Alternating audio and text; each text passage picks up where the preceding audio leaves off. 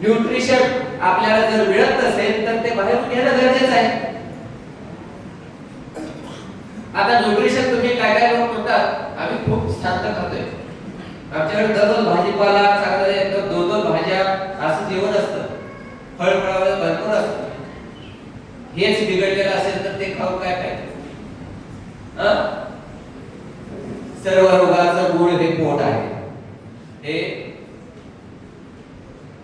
तुमच्या मेंदूमध्ये फिट करून ठेवा. सगळ्या आजाराचं मूळ कुठे आहे? पोट आहे. तुमचं डायजेशन बिघडलेलं आहे, गॅसेस आहे, ऍसिडिटी आहे, पोट साफ होत नाही.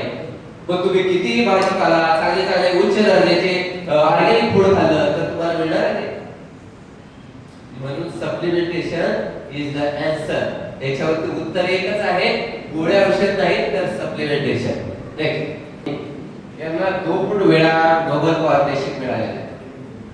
बघा, डॉक्टर ल्युडिस पावलिंग यांना 2 वेळा नोबेल पारितोषिक मिळालेलं आहे आणि त्यांनी डिक्लेअर करून टाकलेलं आहे की जवळजवळ सगळे आजार ही न्यूट्रिशन डिफिशियन्सीमुळे होतात, पोषण तत्वाच्या कमतरतेमुळे होतात. आहारातून आपल्याला पोषण तत्वे न मिळाल्यामुळे आपल्याला हे आजार होतात. जर नोबेल पारितोषिक डॉक्टर जर हे डिक्लेअर करून टाकत असेल तर आपण त्यांचं म्हणणं ऐकायला पाहिजे का नको? लक्षात आलं? काय काय लोक म्हणतात आम्हाला व्यायाम करायला सांगा पण न्यूट्रिशन नको.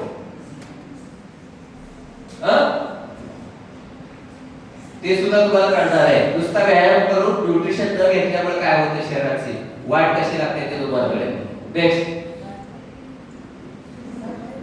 80% न्यूट्रिशन आणि 20% एक्सरसाइज हा फॉर्म्युला आहे.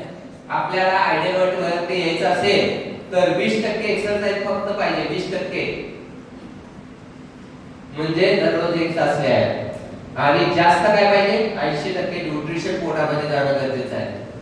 जे आपल्या शरीराला कमी पडतंय ते आहारातून जर मिळत नसेल तर सप्लिमेंट द्वारे घेणं गरजेचं आहे आणि ते न्यूट्रिशन घेऊन आपल्या शरीराची गरज भागवणं गरजेचं आहे.